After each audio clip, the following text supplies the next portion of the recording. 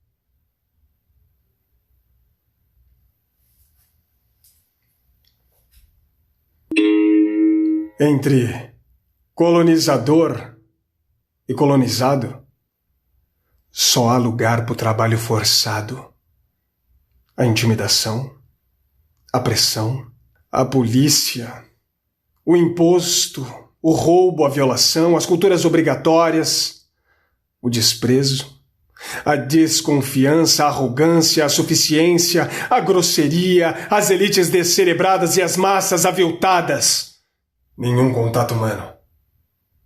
Mas relações de submissão que transformam o homem colonizador em criado, ajudante com mitre, chicote.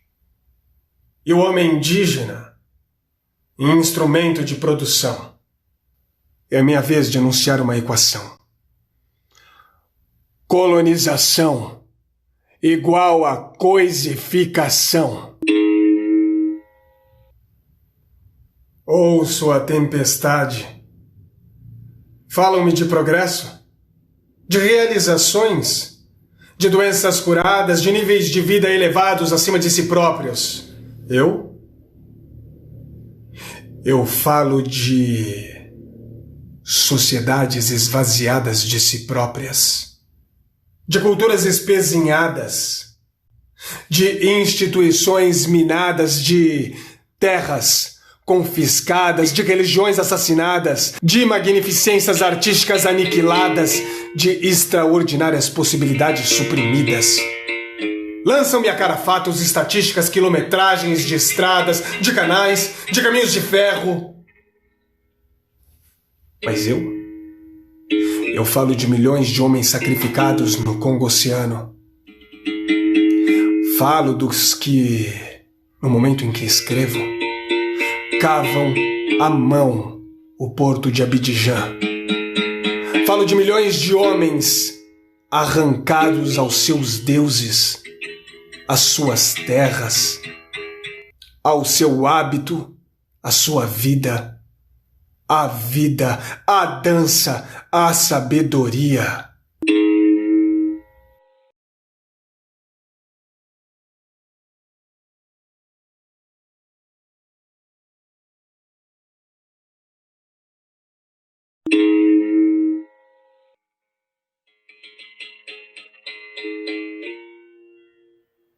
Um dia meu coração sentiu coisa ruim. Meu filho não voltou da escola. Eu sei que já está fechada. É que meu filho não voltou da escola. Tem alguma informação? Deu entrada nesse hospital um menino negro de 16 anos. Meu filho José. Delegado, meu filho está desaparecido. É um menino negro de 16 anos. Nada. Ligaram do IML para eu ir reconhecer o corpo do meu filho. Ele estava lá, morto com tiro nas costas. Por quê?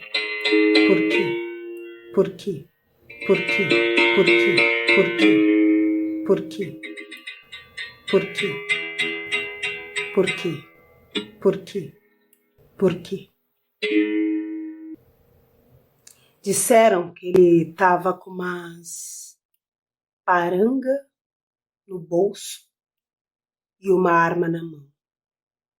Meu filho tinha 16 anos, com uma arma na mão, e foi morto com um tiro nas costas. É isso que eles fazem com os nossos filhos. Eles matam na covardia.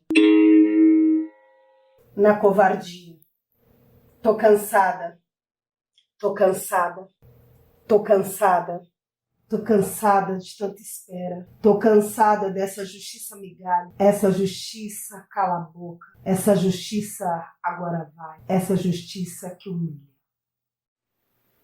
Eu tô cansada da senhora Dona Paz Branca, Paz Velada, que vela a morte dos nossos filhos desaparecidos, tantos Josés perdidos.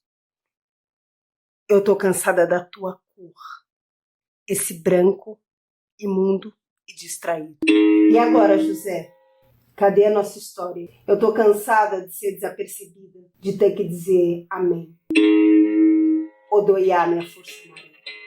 Agora eu serei minha própria carranca, que me guia ao vizinho. E a senhora Dona Paz Branca não vai mais me incomodar, porque eu não vou abrir a porta da minha casa para a senhora entrar. E agora, José? E se agora eu gritasse? E se eu gemesse? E se eu dormisse? E se eu morresse? Mas eu não morro, José. Eu sou forte. Porque é essa gente que constrói isso que chamamos de pátria amada. Essa gente não morre. Essa gente renasce todos os dias do sangue derramado de Mestre Moas, de Marianes. Renascem todos os dias, cativos, porém fortes.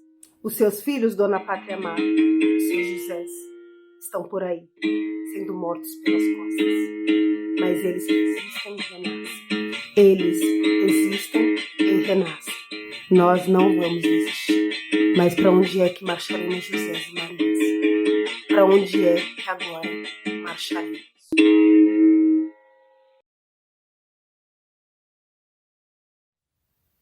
Meu sobrenome, ofendido.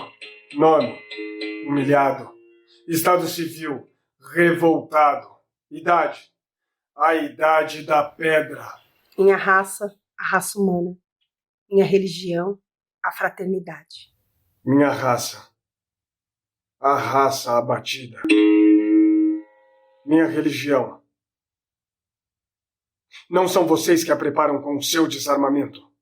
Sou eu com a minha revolta e os meus pobres punhos fechados e minha cabeça hirsuta. Lembro-me de um dia de novembro. Não havia 6 meses que o senhor entrara na cabana fuliginosa com uma lua ruiva. E ele avaliava os pequenos músculos. Era um senhor muito bom. Deslizava com uma carícia com seus dedos grossos sobre o rostinho cheio de covinhas. Seus olhos azuis riam e sua boca provocava com coisas açucaradas. Será uma boa peça, disse ele olhando-me. E dizia outras coisas amáveis do senhor. Que era preciso começar bem cedo. Que 20 anos não eram demais para fazer um bom cristão e um bom escravo. Um bom sujeito e bem devotado. Um bom feitor para o comandante. Olho vivo e firme. Esse homem especulava no berço do meu filho, berço de um feitor. Nós nos arrastamos com as machadinhas em punho. Feliz morrerás. Matei. Eu matei com minhas próprias mãos. Sim, de morte fecunda e planturosa. Era de noite. Nós nos arrastamos entre as canas de açúcar. As machadinhas riam para as estrelas, mas nós não ligávamos para as estrelas. As canas de açúcar nos laceravam o rosto com riachos de lâminas verdes. Sonhei com o filho, para fechar os olhos de sua mãe. Decidi abrir para um outro sol os olhos do meu filho. Oh, meu filho, de morte má e perniciosa. Mãe, de morte vivaz e suntuosa. Por ter odiado demais. Por ter amado demais. Poupa-me, sufoco com as tuas amarras, sangro com as tuas feridas. E o mundo não me poupa. Não há no mundo um miserável linchado, um pobre homem torturado que não me faça assassinado e humilhado. Deus do céu, liberte-o. Meu coração não me libertarás das minhas lembranças. Era uma noite de novembro. E subitamente os clamores iluminaram o silêncio. Saltáramos nós os escravos, nós os estrumes, nós as bestas com patas de paciência. Corríamos como loucos, os tiros estouraram, golpeávamos. O suor e o sangue nos refrescavam. Golpeávamos entre os gritos e os gritos se tornaram mais estridentes e um grande clamor se elevou para o leste. Eram os depósitos que queimavam e a chama escorreu suave sobre nossas faces. Então, atacamos a casa do Senhor. Atiravam das janelas, forçamos as portas. O quarto do Senhor estava todo aberto. O quarto do Senhor estava brilhantemente iluminado. E o Senhor estava lá, muito calmo. E os nossos pararam. Era o Senhor? Entrei. É você, me disse ele, muito calmo. Era eu? Era mesmo eu lhe disse, o bom escravo. O fiel escravo, escravo, escravo. E logo seus olhos foram 2 baratas apavoradas nos dias de chuva. Golpeei. O sangue esguichou. É o único batismo de que me lembro hoje.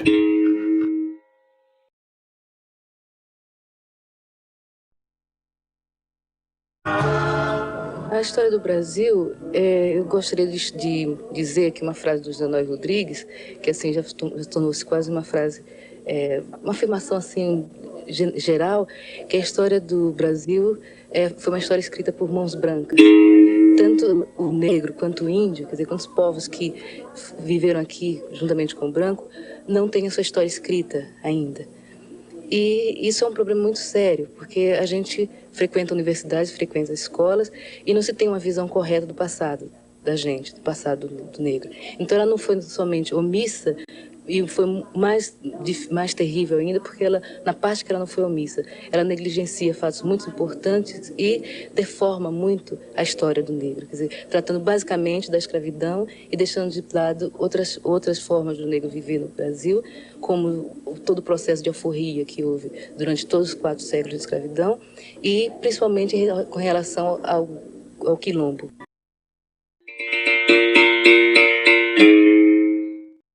Eu acho que para empreender um estudo crítico a respeito da história do negro e trazer ao mesmo tempo para o negro uma perspectiva do que foi sua história real, você tem que partir da história deles como grupo livre, como empreendendo uma sociedade livre, mesmo que dentro da sociedade tenha existido escravos.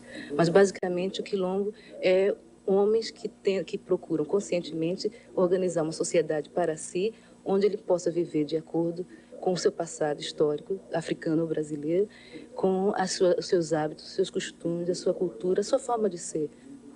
A organização social do quilombo. Quer dizer, o quilombo ele foi realmente reprimido sempre, mas ele não se esgota somente na história da repressão, como a documentação que a gente tem, quer dizer, o negro não deixou nada escrito, foi o branco quem escreveu, então até eu mesmo, até nós negros, vamos ter que recorrer à documentação da polícia, das autoridades portuguesas, os mestres de campo, esse negócio todo, que foram os documentos basicamente de repressão. Quando você trata de história do Brasil, ou história de modo geral, dentro da metodologia da história, você tem que fazer uma crítica muito severa a respeito desses documentos, porque são documentos daqueles que reprimiram e que só viram aquilo que eles achavam que era um negativo.